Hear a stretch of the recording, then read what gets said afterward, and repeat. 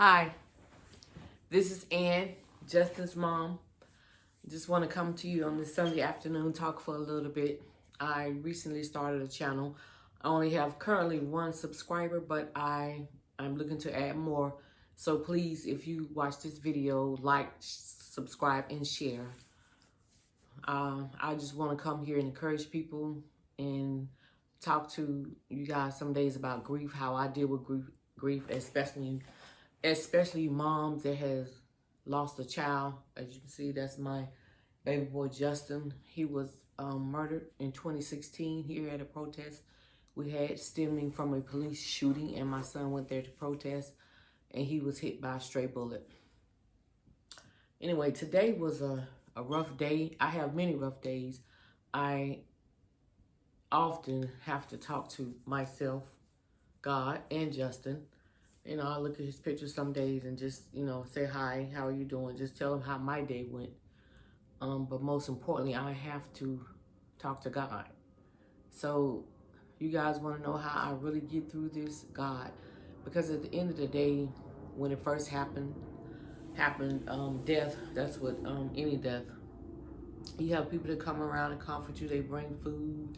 You talk about the memory of your loved ones and, so on. And they come around for a couple of days, then you had a funeral after the funeral, people may still come by, call every now and then. People go back to their place, their normal everyday life. So sometimes it gets hard. It feels lonely. It's just a struggle. It's a process. But I got to get through it because I talk to God. You have to have a relationship because when nobody else is there, no one else is around, God is always there. And I have to stay encouraged. I have to stay with His word. I've always had a relationship with God. Even coming up as a young girl, I was always taught about God. We were brought up in the Catholic Church. And my grandmother she taught us about God. And we knew there was a God. In church we were taught, to worship God and nothing else. People always say that Catholics worship statues of Mary. No, we just acknowledge her as being Jesus' mom. We don't pray to statues or anything like that.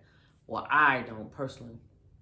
I didn't worship the Pope. He's only a man. He's the leader of the Catholic churches, but he's not my God. So people get that twisted off. Anyway, I'm going to be all over the place because that's just how I do. Anyway, getting back to grieving. Death is a hard thing, but when it's your child, it's a whole total different level of hurt. It's like a piece of your heart has been taken out and it can't be replaced. Me and my son, we had a very tight connection. I didn't have any girls, so I don't know what it's like to have a daughter. I've heard stories about, girl moms. They say they wish they would have had boys, and then, some boy moms. I always wanted a girl, but that wasn't in God's plan for me to have girls. And when I started having my sons, I knew that was God. That was God's gift to me. He let me borrow these kids. They're His children, so He let me borrow them. And I always prayed when they were growing up, God, please let me live to see my sons grow up. Because I don't want anybody else raising them, because nobody's going to treat your kids like their mother. I know there's some people out there that's nice that raise other people's kids, and I can't say that what kind of motherhood or what kind of feeling that is, but I just know biologically in birthing my son what kind of connection I had with my sons. And the way that my mom raised me, there wasn't anything wrong with it. I don't blame her. I'm not angry. She was a good mom, a good provider, but we didn't have a connection as far as I can talk to her about anything on a friend level. Not necessarily I want my mom to be my friend. We hang out and party together, but just a friend where I can open up and talk to her. And I think that was going on going on a lot of my era. Parents, you know, they tell you what to do and what not to do, and that's what they meant. So it was kind of hard to talk to them about, you know, personal things. What for me it was. Um, so I always say when I have kids, I'm gonna have a different type of relationship with my kids, and that's for everybody. Of course, you want your kids a different. You want to raise them different. I carried a lot of my mom's morals and values over into my motherhood, but some, you know, I just developed my own in my own relationship with my son. So we always had a good relationship. So yeah, that part it really hurts. But one thing I can say, God did let me live to see my son become a man, because Justin was very mischievous little boy. He would, you know, he was do like daredevil stuff, and he was always bothering people, you know, picking a lot. So that's why I call him my special child. And he was always upbeat. He was always thriving. You know, he was always a go-getter. He went through some struggles, you know, coming up. Of course, young, you know, a lot of young people do. We all do. I did too. But yeah. So I just look back on the memories that I had with Justin, and we had some good family memories. That's why I say create memories with your loved ones, especially kids when they're here, because it gets me through the day sometimes. It gets me through the day just thinking back on how, you know, some of the things that we went through, some of the family trips we went on, some of the struggles me and Justin had, some of the crazy things Justin used to do, and how he used to make people laugh. So that gets me through my day too. Different things. And a lot of times I like to be alone. So it used to bother me to be alone or not to be around people, but that solidarity is needed. It is really needed. It helps me to really think, helps me to listen to God. Because sometimes I'll be in the house and I don't have anything on TV, radio, on, no social media. I just sit and meditate, or sometimes I just look out the window because it's peaceful. Sometimes I go on my patio and do the same. Because sometimes you have to hear from God. You hear, but you really don't hear. So that has helped me a lot too, as well. Because if you're the same person you were 10 years ago, yesterday, you got to make changes. You have to make changes in your life. You have to figure out what's best for you. That's why I say when grieving, you can't tell people how to grieve, how long, because you're not in their shoes. You don't know their situation.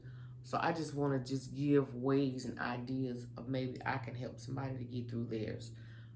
Also, that's what I do. Helping others really helps me a lot, because that's what my son, he was doing. He was out there exercising his rights. He was protesting because of the police shooting. You know, he believed in justice, you know, for all. And he just wanted a piece of life, just like everybody else. He wanted to succeed in life. He wanted to have the same fair chance in life as everybody else. So he was, you know, out there protesting. And unfortunately, he didn't make it out. So it's my job to go out here in the community and continue to fight.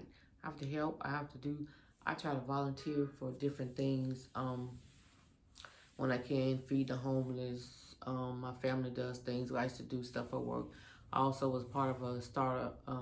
It starts at a stop where we used to go in the mornings at 6 at the bus stop. Well, I used to get there about 5:45 for the first kids coming out, and just give them encouraging words. I used to print out the encouraging messages and take them on snack bags. We used to have breakfast foods and, drinks for them to snack on. So that really helped me a lot. It really helps me to, I don't know, it just makes me feel, it's hard to explain. It gives me a fulfillment, not of just to be acknowledged or just to say, for everybody to say. I don't want to be seen.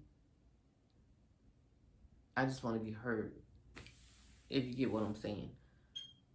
Like a lot of times when I'm doing things, I like to stay in the background. I'm just starting to get good at, not good, but used to doing interviews. Especially around the anniversary time of my son's death, the news station might call me about an interview, like when the protests, the why can't I think of Floyd? Yeah, George Floyd. When he was murdered, they started protesting all around the world. So they did interview me. How did I feel? Did it bring back memories? Yes, it brought back memories, and it also made me realize that we still don't. I still don't see any changes. I don't see any changes in my city, in the world. Period. Because we have no connection, no unity. Everybody is wanting to attack, attack, attack. That's why I promote love, love, love. Love conquers all. And I'm not perfect, guys. I'm not trying to be, but I do try to love everybody. I try to look at people in a different way. I try to put myself in their shoes and not to judge. I still have ways to go. I know everybody say they're a work in progress, but progress is always better. But are you moving? Are you standing? I was standing at one point, just kept saying I was gonna do this and do that. Work on some different things in my life, and I just kept procrastinating with it and getting myself into a depression, really, especially when COVID hit. I started, working from home, not being around people, during the day. So that was kind of depressing because I'm used to being around people, talking to people. So I had to figure out something. I had to figure out a way out because I was starting to gain weight. I lost it first. I was starting to gain weight. I was starting to get down, starting to want to just get off and just go get in the bed and not go anywhere and do anything.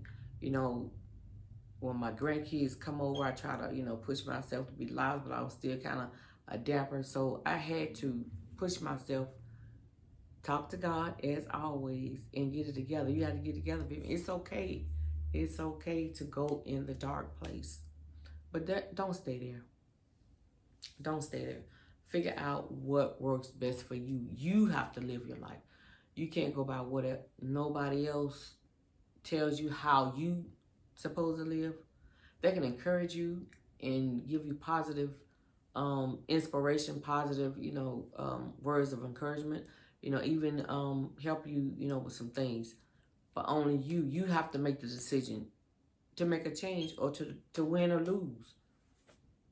The same thing I had to do with my weight. I had to figure out, do you want to win or lose? Because I've been fighting this battle for a long time. And so far I'm doing good because I continue to win every day. Every day, guys, is a fight. Every day that you wake up is a fight. You have to fight yourself. You have to fight. You have to fight for life. It's a struggle out here. And it's not going to get, it doesn't look any better, anytime soon. So you have to make the best of what you have.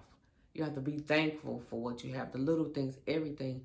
I used to take things for granted. I never would have thought it was me that would lose my son. I used to sit at my desk at work and cry to myself, but just thinking about it. What if something happened to one of my boys, and I would cry.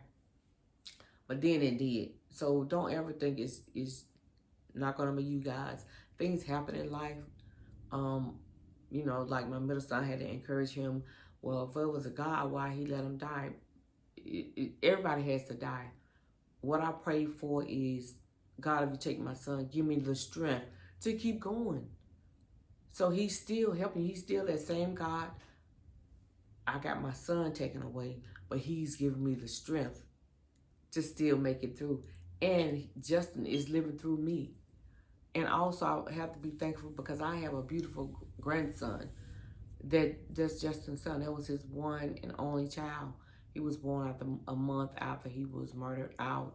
I'm gonna share him. Gonna share some times when I have them too as well. Let you guys see. So you guys, I just want to tell you guys, we have to quit being so mean to each other. Quit being so hateful. If you get mad at somebody, don't stay mad at them long. Because what if you fall out with that person and the next day they're gone? You're not going to get a chance to say you're sorry. You're not going to get a chance to work things out. You're not going to get a chance to tell a person you love them anymore. So think about it, guys. Is it really worth? When you get mad, of course everybody gets mad. I get mad too. But I have to think about it. Is it really worth it? Is it worth it? That negative energy, it will drain you. It will drain you. So we got to do better, y'all. We have to do better with that anger part. It's life is too short. I know. Well, death is too short. Like my friend Nanny said, death is too short. Life is long, but death is short. It happens just like that. Anyway, I'm going to let you guys go on with your afternoon. I'm going to chill out for the rest of the afternoon because I have to be up and log in at 6 a.m. So I hope you guys have a great day. Don't forget, like, subscribe, share. I am trying to get subscribers. I'm trying to encourage. I just want to uplift each other. That is what God called us to do. Do all things in love, with love. Bye-bye.